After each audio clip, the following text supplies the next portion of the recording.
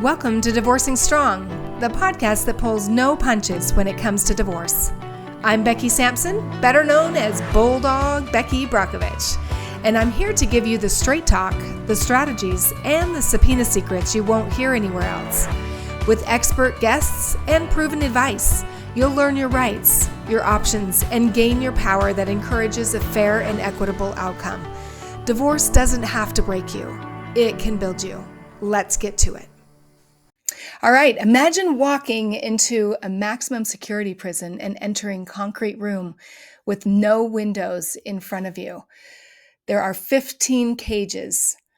Each cage has a man inside, shackled hands and feet. They are former gang members.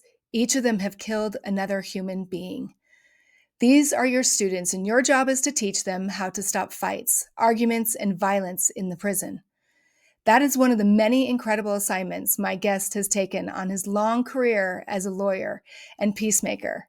My guest today is Doug Noll. He is a lawyer-turned-peacemaker who teaches high-performing individuals, leaders, and teams how to resolve conflicts and prevent fights and arguments in literally seconds. He has trained hundreds and thousands of people on how to de-escalate violence and conflict, from maximum security prisons to Congressional Budget Office, where he has trained analysts on how to de-escalate situations involving members of Congress and their staff. Doug is the author of 4 books, and with his 5th book on leadership empathy coming up next year from Simon & Schuster. Today he's going to share with us the counterintuitive skill that allows anyone to calm any angry person in less than 90 seconds. This skill will transform your life forever. So welcome, Doug, to the show. My goodness. Thanks, Becky. Well, first of all, I just want to thank you so much for having me on. I know that I'm one of your early guests on the show, and I just want to acknowledge you for doing the hard work it takes to put a podcast on. We both have done other podcasts and stuff, but no matter how much experience you have, it's still a lot of effort. And I want to encourage everybody who's listening to go to whatever you're listening to, if it's Apple or Spotify or whatever platform you're on, give Becky 5 stars and do it right now. Because without those 5-star reviews, she's not going to get picked up, and she has an important message that everybody has to hear. So while you're listening, get on your phone or your tablet or your computer and hit that 5 stars for Becky. Sweet. Thank you so much, Doug. You're welcome. So let's kind of dive into things. Yeah. Now, everybody knows that divorce triggers huge conflict and stress and anger. And people that get into the divorce process, you try breathing techniques, stepping outside, meditating, trying to do mindfulness, doing yoga, when they're thinking about it. But the stuff is that none of that works. It never has and it never will. Mm-hmm. And what I do is teach people who are in high conflict. It could be divorce. It could be just a couples that have a relationship problem and they've lost their intimacy, or it could be high-performing teams that are in chaos. I teach them how to resolve all that, to find instant peace, and to never have a fight or argument again, using what I call my 90-second reset protocol. And this has been transformative. I've been teaching this for 20 years. It's neuroscience backed, and we'll kind of get into it. Can I first ask before you get into that, because I think a lot of people going through divorce have this mindset that it has to be conflict, right? It has to be, you have to be, there can't be peace building. You can't change the other person. Let me just say that, right? Yeah. Well, let me just stop right there, because obviously we both know that's not true. There is a whole continuum of ways you can divorce. Mm-hmm. For example, you can, if you and your partner just have decided to split and you need to get everything separated and you're both amicable, you can do it yourself. You can hire a paralegal to do. They call them document preparers now because it's illegal to practice law, but you can still do it, and you can do it really cheaply. Yep. You can hire a mediator, somebody like me, to come in and help you mediate the issues. And there are only 5 issues in a divorce that you have to worry about. So you've got to allocate the property. Mm-hmm. You got to sort out the assets and liabilities. You got to Mm-hmm. figure out how to divide them. You got to deal, and then you got to deal with support.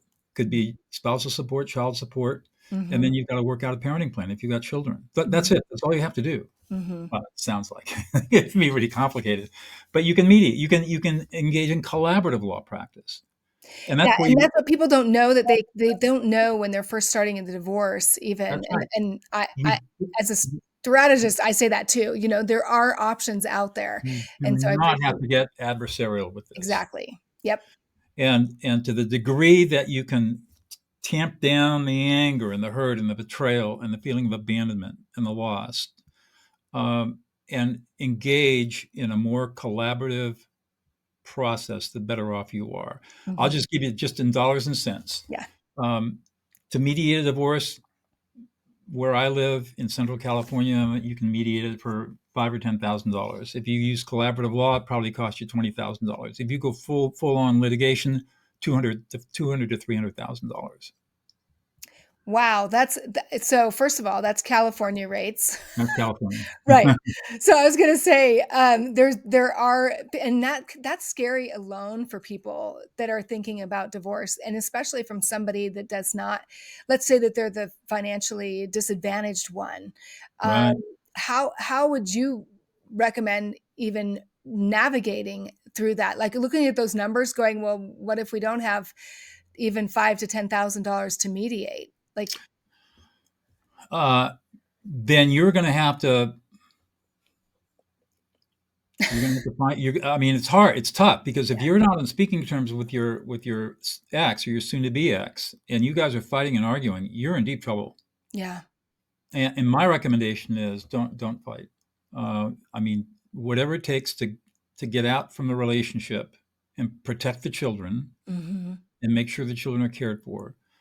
That's what it is. Don't get in fights over pictures or photos or dogs or cats or whatever. In my first divorce, I rolled over. I mean, I was, 22 years as a hardcore commercial and business trial lawyer. I've tried a lot of cases, and I just decided I was going to take a high road and not allow any feelings of anger or frustration or whatever to get in the way. And Right. like my wife said, I want the dogs. I love these dogs, right? Yeah, Mhm. okay, you get the dogs. I'm not going to fight you on that. Mhm. And that's the attitude you have to have. Well, You're since better off walking away with nothing than wasting it on attorney's fees right. and chewing yourself up. And people don't realize that there's a lot of choices that they need to make during a divorce. That's right. And there are some sacrifices. There are the things that are non-negotiable to be able to know. And what you don't know is my husband now ended up coming out of his divorce, 27 and a half year marriage, and he ended up with 21 cents in the bank. Now that's not the whole story. However, he chose not to fight as well. My thing is that I you have all the choices in the world going through divorce, right? However, at least know what your rights are so that you can make the choices. Right. You need to get good Exactly. counsel from a family law lawyer before you do anything. You've got to really consult with the family law lawyer and find Mhm. out what your rights are and what your options are. Yeah. That's essential. Yeah. You can't go to ChatGPT and figure this stuff out. It's every state is different. They have different laws, and Yep. so you really need local counsel to give you advice.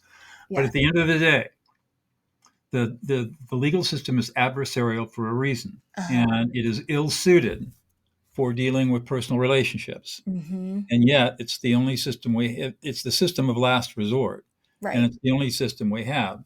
But you should think of it as the system of last resort. You do everything you possibly can to not litigate. Uh, I appreciate you saying that, because a lot of people get really scared of the system. That's what it really is. well, It's a system. yeah. Here's what happens: you you break up, and Hmm. now you got a whole bunch of hurt feelings and bitterness. Hmm. And so often you see the dollar auction problem, which is I know I'm going down, but I'm Hmm. taking you down with me. And Hmm. it's scorched earth, and none of us are walking away from this thing without being severely injured. And I don't care if it costs me the whole friggin' fortune. I'm making sure that you don't get a dime. So what would you with your experience, and this is really, really key. If somebody is just starting the process of divorce, from your experience, what would be your advice to them on how to mentally, like with the conflict resolution, right? How not to escalate that and to keep calm, even if the other person might be, combative. Well, if you're going into litigation, the first thing you got to do is find a lawyer that suits your personality. Mm-hmm. And there are all kinds of different divorce lawyers out there, and they are, and you need to interview people and find the lawyer whose personality works with you. Yeah. And you don't necessarily want a junkyard dog lawyer, somebody who's just totally adversarial and it's no holds barred. Those lawyers are good for some things and not so good for other things. In terms of your own personal space, I recommend, number one, go out. You got to get therapy right now. Find a good therapist who can help you work through all the emotions and all the bitterness and all that stuff. Don't screw around with that. If you can't afford it, if you are a person of faith, then go get some help from your pastoral people. Yeah. Your pastors, they're trained to do this sort of, and that's their job, is to help you work through this. So it's really important that you find outside help to deal with all of the strong emotions that come up.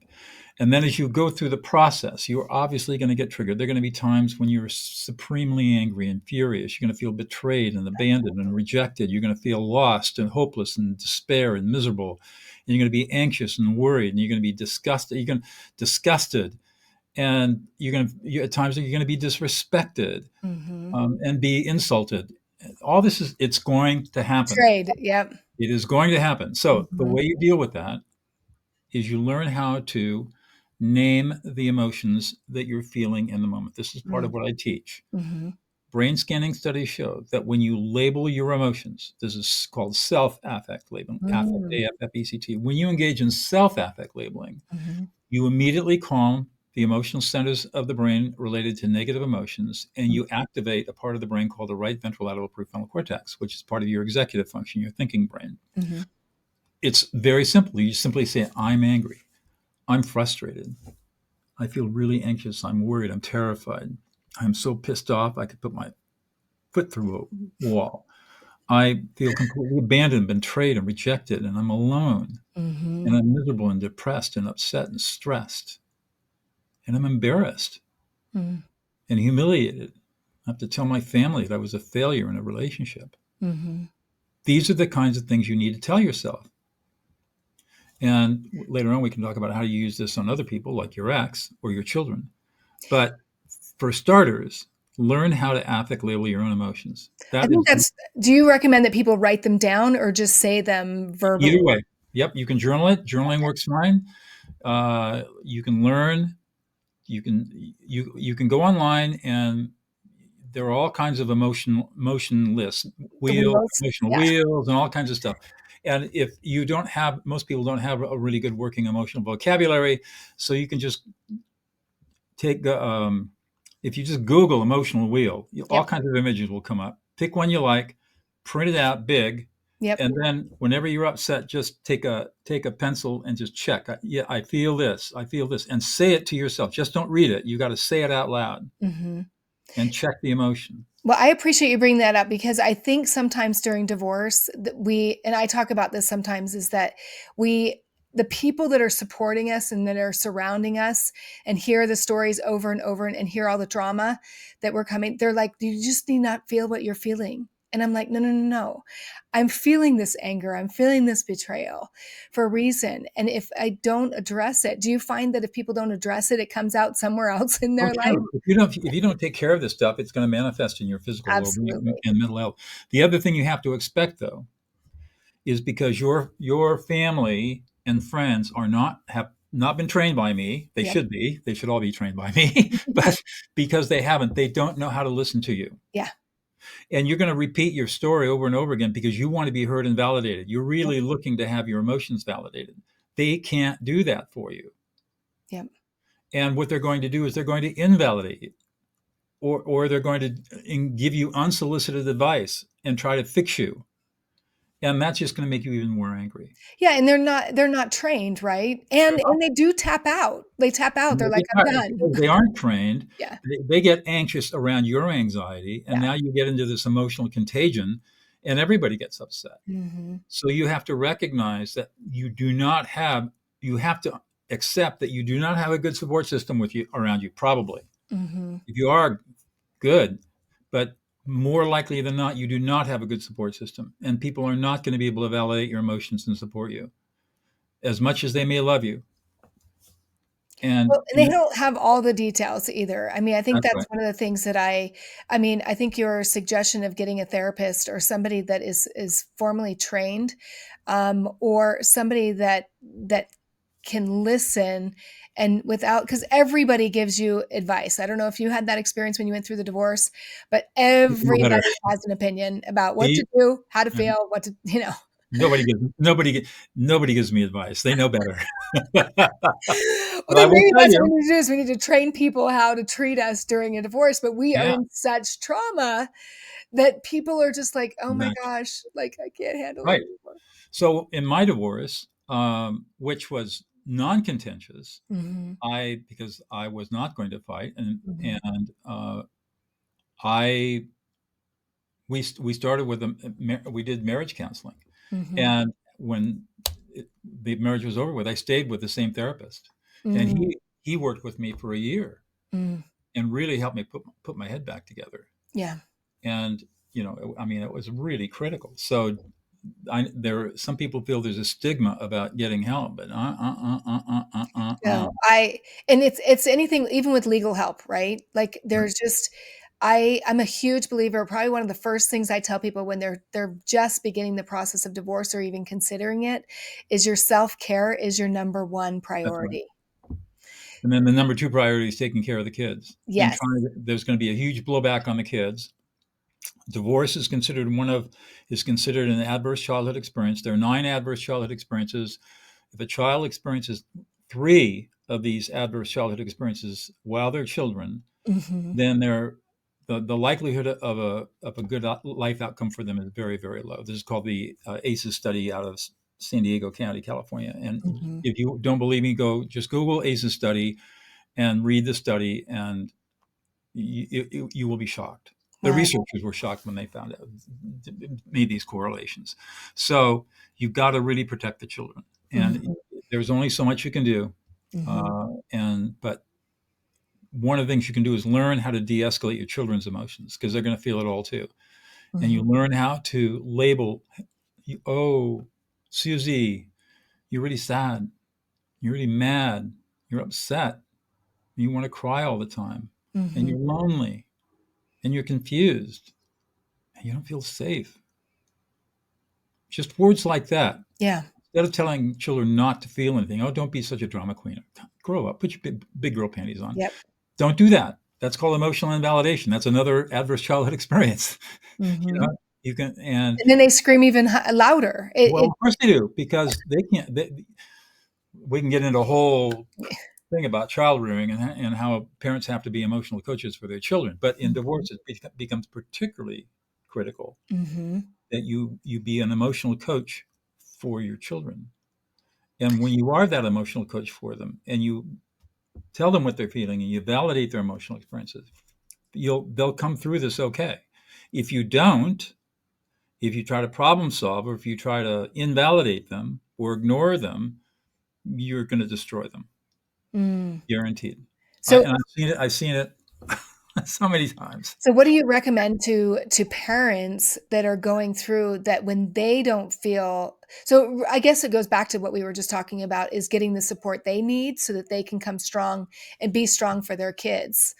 Um, because it ends up creating more trauma in their family dynamics if they're not strong and then they're invalidating their children, That's right. right? That's right. So, The number one tool, the go-to tool, is what I teach: mhm, learning how to validate emotions. The skill is called affect labeling. mm, And I actually have a program for parents called the Parents Game Changer. mm, And it starts off from very inexpensive to, you can pay more money and get some really powerful online lessons that I teach online. mhm, That, but the this skill will be the skill that gets you through all of this, because you will now master your emotions and be able to manage the strong emotions of everybody around you, including your children and Mm-hmm. including your ex. Mm-hmm. So, for example, when your ex starts yelling at you, you don't yell back. You just say, wow, you're really angry right now. You're pissed off and frustrated, and you feel completely disrespected and unappreciated and unsupported.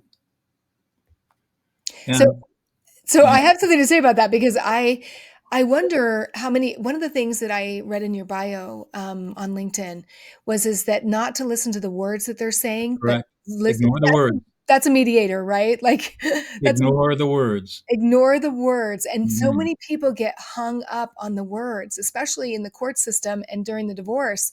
They're like, well, he said this and he blamed me for that. Da, Ig- da, da, da. ig- Ignore the words so you don't get triggered. Yeah. It's just white noise. You've heard it all before. There's nothing that anybody can say to you in anger that you haven't heard before. Ignore Right. it. Right. Just don't pay attention to it, because you want to focus on what their emotional experience is. And then you label those emotions. Don't use active listening. Active listening has never worked. It never will work. Mm-hmm. Don't use it. That's what I think you're feeling is anger, that I statement stuff. That's all BS. It Mm-hmm. started with Thomas Gordon in 1956. He actually was teaching some pretty good stuff, but it got perverted and misunderstood by the human potential movement and got into this passive voice I statement stuff. Mm-hmm. And there are studies that show that when you use an I statement, you break down trust. It does exactly the opposite of what people think it does. Okay, so And go again. What do you say though when they're going after you you? say, Becky, you are really pissed off. You're frustrated. You're angry. You feel Mm, completely disrespected. You don't feel appreciated or supported. And you're anxious and worried and a little mhm, terrified. mm. You're completely disgusted by the whole thing. And what if they say back to you, they're like, "That's not how I'm feeling." Oh, but you are really frustrated. You're Mhm. really frustrated. They won't say that. They never do, Yeah. because you can read their emotions. Mhm. We have the capacity to read each other's emotions. It's hardwired into us from 2 million years of evolution. We just don't use this skill because we live in a culture that looks at emotions as being weak, and we never learn Right. emotional skills. But our brains can effortlessly and quickly assess the emotional experience of somebody else. So And, and what is that skill? What's that little skill though that do you just tell yourself don't listen to what they're yeah, saying? just to make it white noise. Okay. Just turn it off. Just turn it off. Don't even. It's like somebody behind you is talking and you're not even listening to them. Mhm. And you just turn it off. And you're only going to do this for 90 seconds, because that's all it takes. And Mm.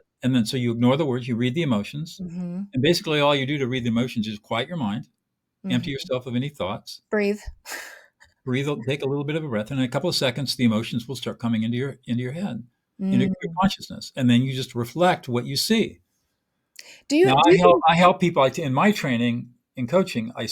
We learn how to structure the emotions, and we learn how to build scripts so that you have stuff immediately available to you, because here's the thing: everybody experiences the same basic emotions over and Mm. over and over again, and there are no surprises. And humans have a really limited repertoire of emotional behaviors, really limited. I mean, Yeah. less than 25. And once you have seen those patterns, and you know what to look for, there's no more chaos. There's no more confusion. Somebody gets mad at you, you say, "Oh, yeah, yeah, you're just having an emotional moment." You can deal with So, that. do you think, Doug, that if you're exercising, if you learn on a daily basis to exercise calling your own emotions, that makes it easier to call their Absolutely. emotions? Okay. Absolutely. Yeah. It's self-reinforcing both ways. And the other thing that I do is when I teach, one of the things I tell people is you want to start practicing this stuff Mhm. in emotionally safe places where if you make a mistake, you won't embarrass yourself. And my Mm. favorite laboratory is Starbucks. So you go into Starbucks and you give your order to the barista and you give them your debit card and you say, "Wow, you're having a really great day today. You're really happy." Mm. Now you have no clue what they're feeling. But you can bet that Starbucks generally hires young people who are people oriented, and at 6 in the morning are Mhm. usually pretty happy to be doing what they're doing. So you got odds on chance that you're going to be right. Mhm. And then what you do is you say that, "Wow, you're really happy this morning." and just shut up and watch. Put your proverbial lab coat on, your white coat, and observe how they behave. And you do this with strangers that you meet every day. You go into the supermarket, you go to the checkout counter. Checkout clerks are almost always kind of grumpy, right? So you say to the checkout clerk, wow, you're pretty excited because your shift's almost over. You get to go home. You have no clue. You have zero clue what's going to, but here It would start some conversation. you're going to get one of three things. Yep. They're going to say, yeah, I am. I'm really excited. Mm-hmm. You hit it. Good job. Or two, oh, no, I just started my shift. And say, oh, then you say, oh, so you really kind of, you got 8 more hours and before you can go home and you just got to slog through it. And you're just kind of dreading the day. Or the third answer is, halfway through my shift and I'm taking a dinner break and then I come 4 hours and I'm off to home. It's, oh, wow, really exciting. Halfway through, almost through the day. And so you just affect labeling what they're feeling. Yeah. The third place you can do it is when you go out to dinner. You go out to dinner and sit down at the table and the waiter comes, hey, I'm Doug, I'm your server tonight. Hey, Doug, you look really excited to be here tonight. And you don't know. It doesn't matter. Just listen to their response and then reflect back what they say. You get the best service you ever had in your life. Well, do you think that, I was thinking about this the other day when I was walking through the store because, so many people are on their cell phones now, right? So we are objectifying the people around us. We're not connecting. Right. And so you doing that kind of thing is people are not feeling heard or seen in our society now, unless they're like, oh, I got to go viral. I got to do all this stuff. And I mean, but that's not anything either. No. I call this listening other people into existence. Yes. Yes. So that's how you practice these skills. Go out and listen to people into existence. You see your neighbor. How you doing? Listen to the emotions. Oh, you are. And then just reflect back what they're feeling. Not what they're saying, but what they're feeling. And use a you statement. Yeah. And as you practice this with strangers and neighbors and socially safe places, you will see the same reaction every single time. Deep gratitude. Well, and do you feel like you get better? You get better and better as you get better. Now you can start working with your children. Yeah, my now you can start working with friends, and ultimately, after a couple of months worth of practice, you're ready to deal with your ex. Yes, and I think that you can deal with your ex right away. You got to build that muscle. It takes time. It takes practice, but not much time. I will say that takes practice because I remember my first husband and I, we were going through some therapy and things like that. And that is one of the things that we did every day. It was a daily check-in with our emotions. Right. And we did have to fill out, we printed out the emotional wheel because it is sometimes hard to go, am I feeling sad? Am I feeling sad? Or am I feeling betrayed? Am I feeling, whatever emotion came with this. And so it was interesting every single day. That was a practice that we got into. And so we were having a better chance of communicating that. So you can't see it unless you really recognize it, right? That's right. And remember, communication is not speaking, it's listening. Yeah. Everybody talks about the need for better communication. That's a horrible word. What we need is better listening. And we have never been taught how to listen. We're just not trained in how to listen. People assume that because we speak language, that we have a language, English, for example, that we can communicate, that we can listen. But that's not true. And we sort of learn to listen sort of by osmosis and trial and error. But there is actually a structured way to listen that allows you to be present with people, to listen them into existence, and to create true connection. And that's what I teach. And that's a skill that many, many people don't have. I mean, that's how I was able to take in the introduction, how I was able to take these gangbangers who were all murderers in the maximum security prison, Corcoran State Prison in California, the Supermax, and train them how to be peacemakers and mediators to stop prison violence. The very first skill we teach. Tell us a little bit more about that. I have, because I got my degree in peace building and mediation, like we did, there was case studies that we watched, and it's amazing to see what an influence one person can have on another person when they understand these skills and abilities. So Right. tell us a little bit more about your experience. So the project is called Prison of Peace, and Uh-huh. I co-founded it with my dear friend and colleague Laurel Copper. We're both mediators and lawyers. She's in Southern California, I'm in Central California. And in 2009, she received a letter from a woman serving a life sentence without possibility of parole in the largest, most violent women's prison in the world, which happened to be about an hour and 15 minutes from where I live. Mm-hmm. And Laura was standing out on the street, out at her mailbox, and she called me and read the letter to me and said, "What do you think?" And I thought about it for a second. I thought, well, this is real. I think we should do this. Mm-hmm. We had no idea what was going to happen next. Anyways, it took 6 or 7 months from that letter in August of 2009 to start teaching our first group of 15 women at Valley State Prison for Women in Chowchilla, California, starting in April of 2010. And from there, we never knew what was going to happen, but the state decided to repurpose the prison to a men's prison in 2013. Mm-hmm. So now we had our women in 2 other women's prisons in California, and now there was Valley State Prison, which was now a men's prison. And we kept getting asked by the warden if we'd come back and start Prison of Peace there. And we said no, until we finally said yes. And then eventually expanded. The state began to see the results we were getting. We could train, for example, at Valley State Prison for Women, we probably trained over 800 women over the 3 years we were there. And we got a letter from the warden saying, as a result of Prison of Peace, this is now a quiet prison. Yeah, we have our fights and we have our problems, but compared to what it used to be, this is wow. It's all due to the leadership work of the women that you've trained here. And that was basically going and calling the emotions. We train them. The first thing we do is train them. We call it reflective listening. How you engage in reflective listening, which is paraphrasing, core messaging, and affect labeling. Affect labeling we've been talking about, listening to and validating emotions. And then we teach them a little bit about restorative justice. We teach them how to do peace circles, which are listening circles, to practice the skills. And we just built.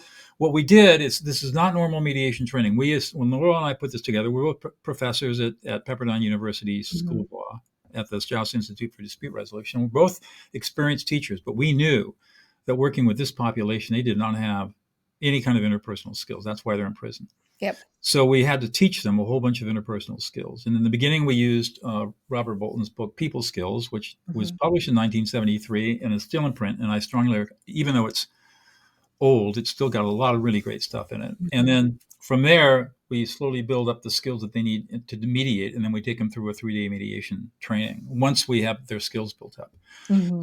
So we started with the women, then we went to the men, and then we were about bankrupt because both of us gave up our professional practices to do this pro bono. We did it for 6 years. Finally, we got funded by the state, got paid a little bit of money. And today we're in 15 prisons in California, the Connecticut prison system, 15 prisons in Greece, and 3 prisons in northern Italy, and growing around. Wow. When the pandemic hit, we filmed our entire curriculum during the summer of 2020, and now everything is delivered via Blu-ray disc. So we don't have to do any in-prison work anymore. Yeah, and so people now you're able to actually impact more people. That's right. That's right. And here in California, one of the statistics I love talking about is in California, we've had 800 of our students graduate from our program who were serving life sentences. They've been released on parole. Not one of them is reoffended. Wow. See, okay, so that just tells you how powerful the stuff that you're teaching is because and that was a big thing that we talked a lot about in my peace building degree that I ended up getting is that we need to stop objectifying people. Right. And this is a skill that brings people together instead of That's right. What I'm really big on is I don't tell you what to do. I tell you how to do it. And so for those who are interested, I mean, you can go to Amazon and buy my 4th book, De-Escalate: How to Calm an Angry Person in 90 Seconds Less, which will give you all this stuff. Well, since we're on it, and we're kind of getting to the end of our time here. There's something else I can offer everybody. I was so impressed with your work, Becky, that I put together this little project. I call it the Peace Under Pressure Kit. And you can find me on either LinkedIn or Facebook, or Messenger would be okay. And just DM Strong25. And I'll know who you are. I'll know that you heard this show, and I'll reach out and we'll connect. And I will send you by email 2 things. Number one, I'm going to send you a really cool little ChatGPT prompt called the Doug Noll De-Escalation Advisor. And you can literally type in the problem you have, and it will tell you what to say and how to say it, which is really Wow. cool. Okay. And That's the other awesome. thing, that's a simple one. And then the other cool thing I did is I've unlocked one of my courses called Dealing with Anger and Aggression, and I'll give that to you for free. And Oh, I'll just give you the link to it, and I've unlocked it, and it's a 4-week. It's dripped over 4 weeks on how to deal with anger and aggression from anybody. And of course, if you're in a divorce, you're dealing with anger and aggression. So this is a good thing for you to learn. So the secret to getting it is to DM me, direct message me on Messenger or LinkedIn. And you can find me. Just Google me and you'll find me. And I think LinkedIn, I'm Doug Noll. Facebook, I'm Douglas Noll at Douglas Noll. And DM Strong. We'll put all your information at the bottom too. Strong 25. Well, I'll get your email address and Yes. I'll pop you this stuff. And that way you can get started in this stuff. And it's not about money for me today. To me, it's about how many people can I teach these skills to? Because I have seen the transformations that occur. Yeah. Yeah. And just as we kind of, wrap up, what are the transformations that you've seen when you see somebody that goes from not having any skills at all, learns these skills? What's the results they end up having? Number one, you will never have a fight or argument again in your life with anybody over anything. Never. No more fights and arguments. Number two, every difficult conversation will become transformative. Number three, you will build instant intimacy, loyalty, and trust with everybody around you. If you're a leader, you'll become a leader that everyone wants to follow. If you have children, the studies show that if you affect label your children starting at a fairly young age, 3 and 4 years old, by the time they're 12, they have the social maturity of a 21-year-old, and they're almost always academically 2 grade levels ahead of their peers. Which every parent wants for their children, especially. Right. And if you don't affect label them, if you invalidate them, then the opposite happens. Yeah. So, and it's not that difficult. I've had parents write to me. Our 3-year-old had tantrums, uncontrollable. We started affect labeling. 4 months later, no more tantrums. Wow. That just tells you how powerful it is, because I think it is a skill that will help you throughout any aspect of your life, not just divorce. Absolutely. That's why I call it the foundational skill of life. Yep. Yeah. And why isn't that not taught in schools? Because schools are so conflicted and pulled in so many different ways that they don't have time for this. And in addition, teacher training, the professors that teach this stuff in education schools and colleges and universities are not interested in emotions. In fact, they really want to keep emotions out of the classroom because they are not trained in emotions. They're anxious around emotions, and they want to keep everything logical and rational. And so they don't have the skill sets or the aptitude to teach their college students who are becoming teachers these basic skills. Yeah.